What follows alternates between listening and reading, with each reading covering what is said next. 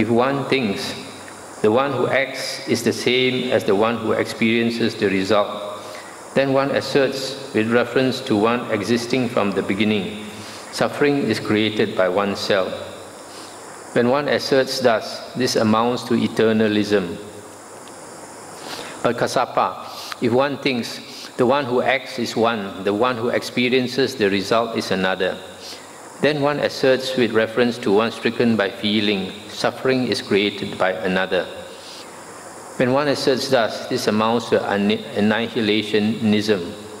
Without veering towards either of these extremes, the Tathagata teaches the Dhamma by the middle.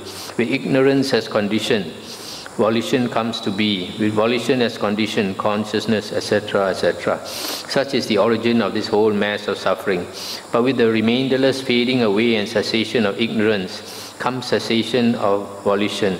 With the cessation of volition, cessation of consciousness, etc. Such is the cessation of this whole mass of suffering. When this was said, the naked ascetic Kassapa said to the Blessed One, "Magnificent Venerable Sir, magnificent Venerable Sir, the Dhamma has been made clear in many ways by the Blessed One, as though he were turning upright what had been turned upside down, revealing what was hidden, showing the way to one who was lost, or holding up a lamp in the dark for those with eyesight to see forms. I go for refuge to the Blessed One, and to the Dhamma, and to the Bhikkhu Sangha. May I receive the going forth under the Blessed One. May I receive the higher ordination."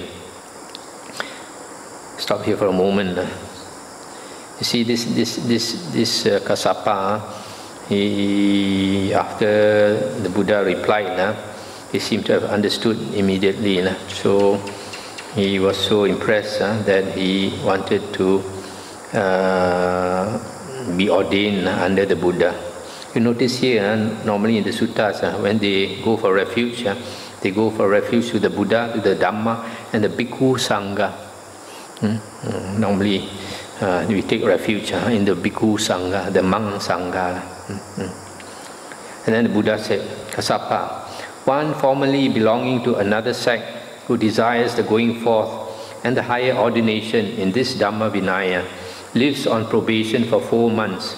At the end of the 4 months, if the monks are satisfied with him, they may, if they wish, give him the going forth and the higher ordination to the state of a monk. But individual differences are recognized by me." And he said, "If, Venerable Sir, one formerly belonging to another sect who desires the going forth and the higher ordination in this Dhamma Vinaya lives on probation for 4 months, and if at the end of the 4 months, the monks being satisfied with him, may, if they wish, give him the going forth and the higher ordination to the state of a monk, then I will live on probation for 4 years. At the end of the 4 years, if the monks are satisfied with me, let them, if they wish, give me the going forth and the higher ordination to the state of a monk." Then the naked ascetic Kassapa received the going forth under the Blessed One, and he received the higher ordination. Let's stop here for a moment. So because this person was so sincere, he said, if normally people have to wait 4 months to be ordained, I'm willing to wait 4 years. So the Buddha saw that he was so earnest, so sincere, the Buddha immediately ordained him. And soon, not long after his higher ordination, dwelling alone, withdrawn, diligent, ardent and resolute, the Venerable Kassapa, by realizing it for himself with direct knowledge in this very life, entered and dwelt in that unsurpassed goal of the holy life, for the sake of which clansmen rightly go forth from the household life into homelessness. He directly knew, destroyed his birth, the holy life has been lived, what had to be done has been done. There is no more for this state of being. And the Venerable Kassapa became one of the Arahants. It's the end of the sutta.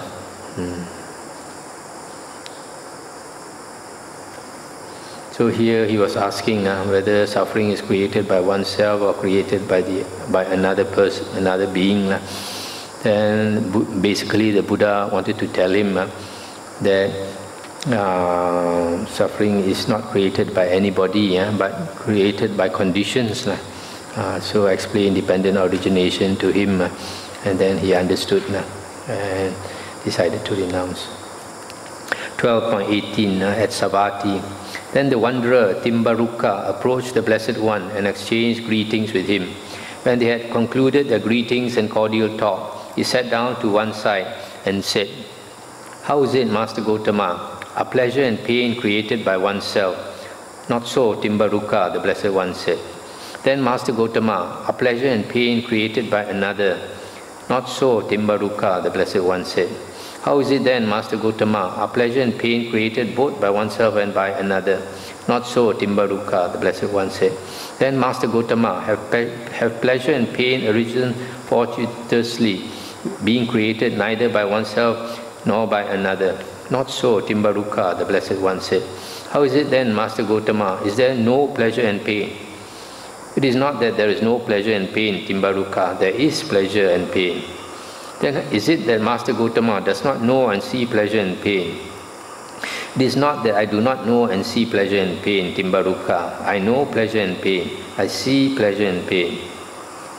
Whether you are asked, "How is it, Master Gotama? Are pleasure and pain created by oneself, or are they created by another, or are they created by both, or are they created by neither?" In each case you say, "Not so, Timbaruka." When you are asked, "How is it then, Master Gotama? Is there no pleasure and pain?" you say, "It is not that there is no pleasure and pain, Timbaruka. There is pleasure and pain." When asked, "Then is it that Master Gotama does not know and see pleasure and pain?" you say, "It is not that I do not know and see pleasure and pain, Timbaruka. I know pleasure and pain. I see pleasure and pain." "Noble Sir, let the Blessed One explain pleasure and pain to me. Let the Blessed One teach me about pleasure and pain." And the Buddha said, "Timbaruka, if one thinks the feeling and the one who feels it are the same, then one asserts with reference to one existing from the beginning, pleasure and pain are created by oneself. If I do not speak thus, but Timbaruka, if one thinks the feeling is one, the one who feels it is another, then one asserts with reference to one stricken by feeling, pleasure and pain are created by another. Neither do I speak thus. Without veering towards either of these extremes, the Tathagata teaches the Dhamma by the middle. With ignorance as condition, volition comes to be. With volition as condition, consciousness comes to be, etc., etc. Thus is the origin of this whole mass of suffering. But with the remainderless fading away and cessation of ignorance comes cessation of volition. The cessation of volition, cessation of consciousness, etc. Such is the cessation of this whole mass of suffering. When this was said, the naked ascetic Timbaruka said to the Blessed One, "Magnificent Master Gotama, magnificent." And then he also took refuge with the triple gems, and then he became a lay follower of the Buddha. So here is quite similar to the preceding one. The preceding was talking about suffering. Here is pleasure and pain. It's basically the same. 12.19 at Savatthi, the Buddha said, "Monks, for the fool, hindered by ignorance and fettered by craving, this body has thereby originated. So there is this body, an external name and form, or external mentality, materiality. Thus this diet, dependent on the diet of body and namarupa, there is contact. There are just 6 sense bases, contacted through which, or through a certain one among them, the fool experiences pleasure and pain. Monks, for the wise man, hindered by ignorance and fettered by craving, this body has thereby originated. So there is this body and external namarupa, mentality, materiality." I'll stop here for a moment. So here you see, Buddha says, we have this body, and externally there is mentality and materiality. We have this body, and this mentality and materiality is phenomena. Is phenomena. Phenomena is what consciousness is conscious of, the object of consciousness. That's why here is said to be external.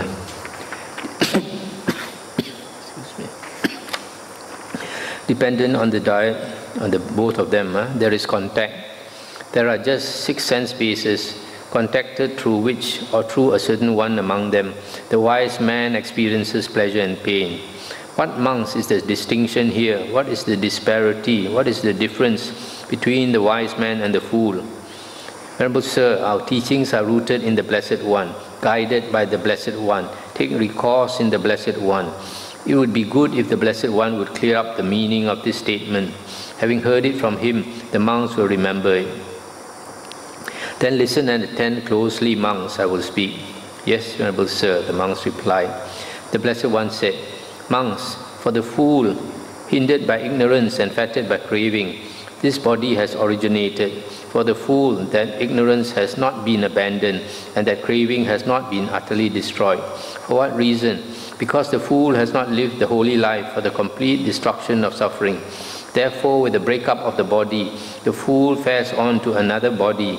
Faring on to another body, he is not freed from birth, aging, and death, not freed from sorrow, lamentation, pain, displeasure, and despair, not freed from suffering, I say. Monks, for the wise man, hindered by ignorance and fettered by craving, this body has originated. For the wise man, that ignorance has been abandoned and that craving has been utterly destroyed. For what reason? Because the wise man has lived the holy life for the complete destruction of suffering. Therefore, with the breakup of the body, the wise man does not fare on to another body. Not faring on to another body, he is freed from birth, aging, and death, freed from sorrow, lamentation, pain, displeasure, and despair, freed from suffering, I say. This, monks, is the distinction, the disparity, the difference between the wise man and the fool, that is, the living of the holy life. That's the end of the sutta.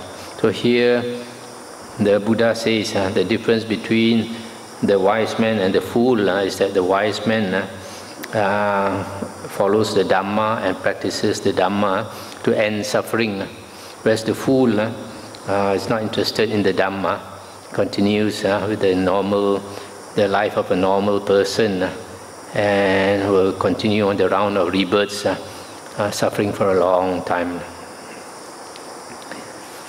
12.20 at Savatthi. Monks, I will teach you dependent origination and dependently arisen phenomena. Listen and attend closely. I will speak. Yes, Venerable Sir, the monks replied. And what, monks, is dependent origination? With birth as condition, aging and death comes to be. Whether there is an arising of Tathagatas or no arising of Tathagatas, that element still persists, the stableness of the Dhamma, the fixed cause of the Dhamma, specific conditionality. A Tathagata awakens to this and breaks through to it. Having done so, he explains it, teaches it, proclaims it, establishes it, discloses it, analyzes it, elucidates it. And he says, see, with birth as condition, monks, aging and death, with existence as condition, birth, with clinging as condition, existence, with craving as condition, clinging, with feeling as condition, craving, with contact as condition, feeling, with the six sense basis as condition, contact, with mentality, materiality as condition, the six sense basis, with consciousness as condition, mentality and materiality, with volition as condition, consciousness, with ignorance as condition, volition. Whether there is an arising of Tathagatas or no arising of Tathagatas, the element still persists, the stableness of the Dhamma, the fixed cause of the Dhamma, specific conditionality. A Tathagata awakens to this and breaks through to it. Having done so, he explains it, teaches it, proclaims it, establishes it, discloses it, analyzes it, elucidates it, and he says, see, with ignorance as condition, monks, volition. Thus, monks, the actuality in this, the inerrancy, the not otherwiseness, specific conditionality, this is called dependent origination. And what, monks, are the dependently arisen phenomena? Aging and death, monks, is impermanent, condition, dependently arisen, subject to destruction, vanishing, fading away, and cessation. Similarly, birth is impermanent, existence is impermanent, clinging is impermanent, craving is impermanent, feeling is impermanent, contact is impermanent, 6 sense bases are impermanent, mentality,